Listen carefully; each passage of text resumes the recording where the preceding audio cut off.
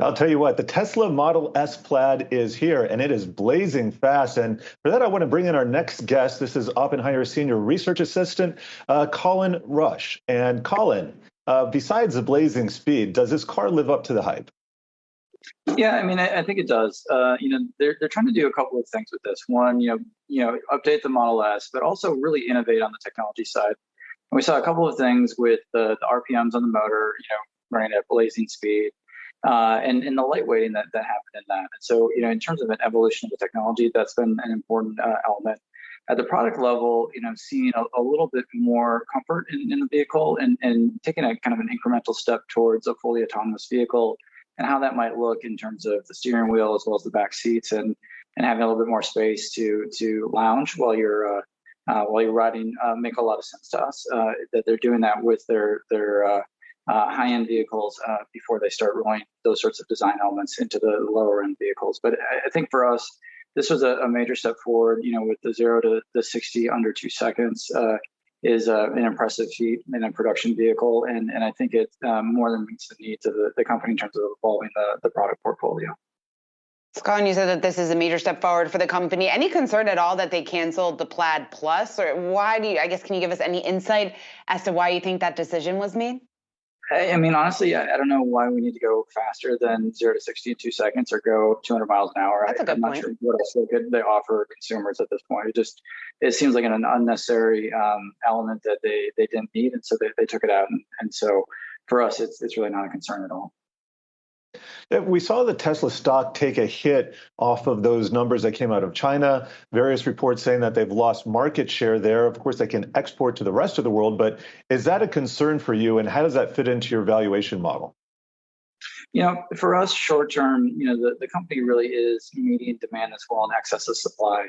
And so if they have a little bit of a PR issue in China right now, I'm expecting them to have shipped a number of vehicles outside of China from those facilities. I'm not sure that it's actually impacting domestic demand all in. I do think that the company has had very sporadic month-to-month shipments in different geographies, and so we know that they've starved certain geographies and fed them in various kind of lumpy ways as they're able to get container ships to the given locations. And I think that's probably what we're seeing.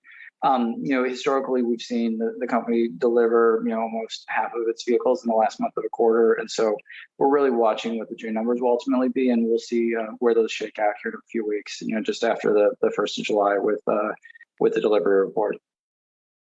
Colin, we have shares trading just around $607 today. You have a price target of $1,000, $80 on the stock, about 400 from where we are. What's going to get us there? Our thesis from here is really about Tesla, delivering on the autonomous opportunity. They've got, by the end of the quarter, they'll have nearly 1.5 million vehicles on the road, collecting data, informing their AI, and improving the system. We think that's a critical advantage versus all their peers that are working with still thousands of vehicles and single-digit thousands of vehicles. So we think the learning cycles are dramatically faster, and our expectation is that they're going to be rolling out incremental functionality around urban driving, left-hand turns, things like that, in a larger and larger set of geographies. And that's what we think ultimately drives valuation here over the next 12 to 24 months is the delivery on that autonomous technology and really being first to market with a fully autonomous vehicle. And when you look at Tesla's competition, and they have quite a bit of competition now, but especially from the legacy automakers, GM had a big push for EV earlier in the year. Ford had one within the last month, and Volkswagen. You look at all those stocks, and they've been outperforming most of the EV plays over the last month or two. Is this a threat for Tesla? Because they are better capitalized and they have bigger factories and more resources right now. Well, I mean, Tesla's awfully well capitalized right now. North of $10 billion in cash on hand. They're growing their factory base, so we're not worried about their capitalization. In terms of some of the startups and the newer companies in the EV space versus some of the legacy platforms, it actually is quite difficult to make EVs. We saw that with Tesla's teething pains early on in its development. And we've seen it with folks like VW in specific with their operating system over the last couple of years. So we're expecting that the larger OEMs that are established are going to figure this out. and will make vehicles, they still, I think, are disadvantaged from a performance perspective versus Tesla, as well as from a brand perspective, given the evolution of the technology. And again, that's why we think this Plaid was important for Tesla to get out into the public realm, because they are demonstrating a clear technology lead versus their peers, whether it's the established OEMs or some of the startups. Yeah, and you have to appreciate the showmanship of Elon Musk himself. Love it or hate it. Colin Rusch, thank you so much for joining us, Oppenheimer Senior Research Analyst.